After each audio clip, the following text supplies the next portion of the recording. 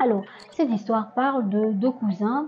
Il va leur dire, bon voilà les gars, normalement ce voyage-là se fait en 8 jours. Mais si vous le faites en 6 jours, vous aurez une grosse récompense, une grosse prime. Il va ajouter que on ne pénètre pas dans cette forêt n'importe comment. Il y a des règles à respecter, voilà.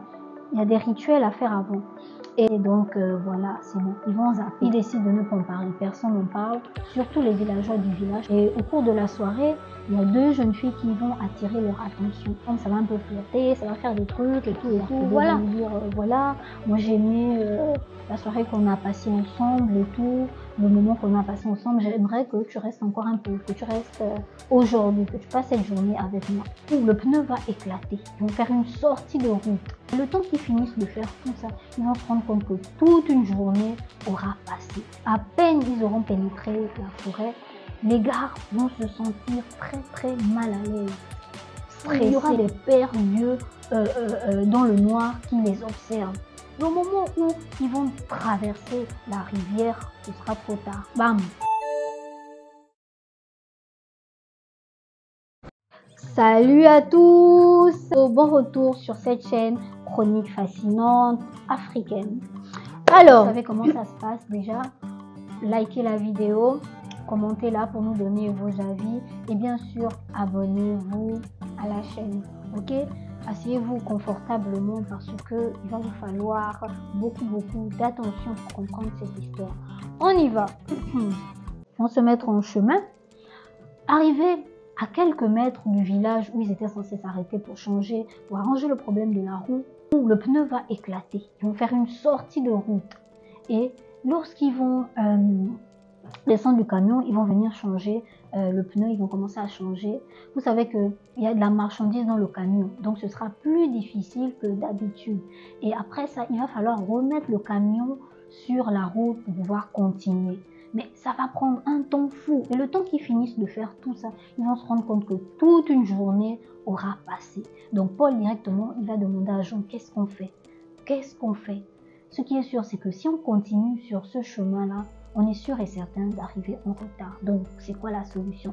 Jean va répondre à Paul qu'effectivement, si on continue sur cette route, on est sûr et certain qu'on sera en retard. Mais si on fait demi-tour et on emprunte le chemin qui passe par la forêt, on peut avoir une chance d'arriver à l'heure. Donc, qu'est-ce que tu en penses? Les deux vont décider de prendre le chemin qui passe par la forêt. Mais comme la première fois, à l'aller, à peine ils auront pénétré la forêt, les gars vont se sentir très mal à l'aise, stressés comme pas possible. Contrairement à la première fois, cette fois-ci la forêt sera agitée, les branches vont valser de tous les côtés, il y aura des bruits, ils auront l'impression que tous les animaux de la forêt hurlent sur eux, ce sera vraiment désagréable. Plus ils vont avancer dans la forêt, plus ils auront l'impression de se faire avaler par la forêt, tellement ce sera dense. Et Paul, lui, comme d'habitude, il va regarder les alentours pour être un peu aux aguets. Il aura l'impression qu'il y aura des paires d'yeux dans le noir. Et direct, il va dire ça à Jean. Il va dire que Jean, tu n'as pas l'impression de te sentir observé. Jean va lui répondre que moi aussi, j'ai la même sensation, je voulais te poser la question. Mais j'hésitais en fait. Les gars, ils seront vraiment paniqués. Malgré tout, ils vont décider de garder leur calme. Ils vont se dire, il ne faut pas qu'ils fassent d'erreurs et qu'ils risquent d'arriver en retard. Voilà. Donc, ils vont évoluer dans la forêt, toujours avec cette même appréhension, cette même peur-là, cette chair de poule. Mais voilà, ils vont avancer. Et arrivé au niveau de la rivière, elle aura doublé de volume. C'est-à-dire qu'elle sera sortie de son nid. Au départ, la rivière qui faisait 15 mètres de largeur est devenue une rivière vaste de 20-40 mètres de largeur. Et lorsque ils vont la traverser, ils vont se rendre compte que les pneus seront complètement immergés et qu'il y aura quand même beaucoup de boue.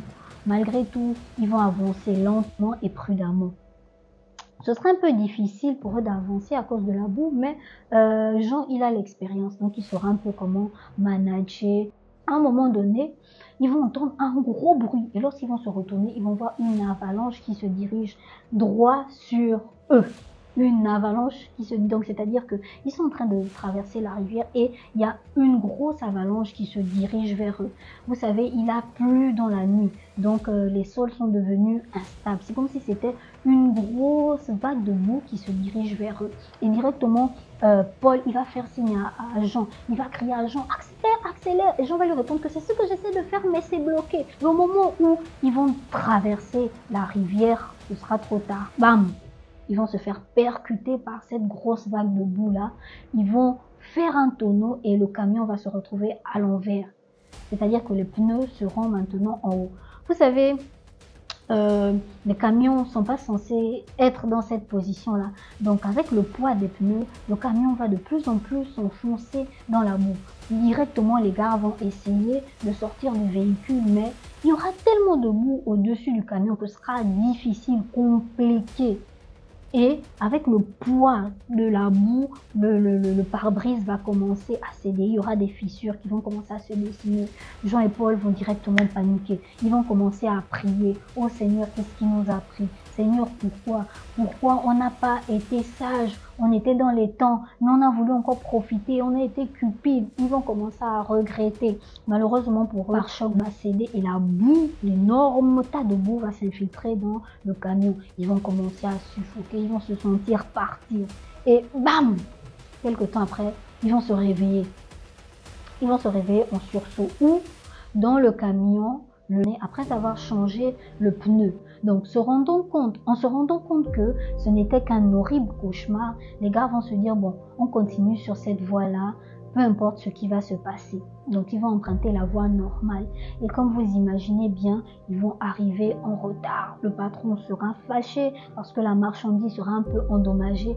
Et au final, ils vont rater la grosse prime qui était prévue. Alors, voilà la fin de cette histoire. Dites-moi un peu, qu'est-ce que vous en avez pensé? À votre avis, qu'est-ce qui s'est passé? Pourquoi est-ce que Jean et Paul n'ont pas réussi la mission alors qu'ils étaient déjà bien partis?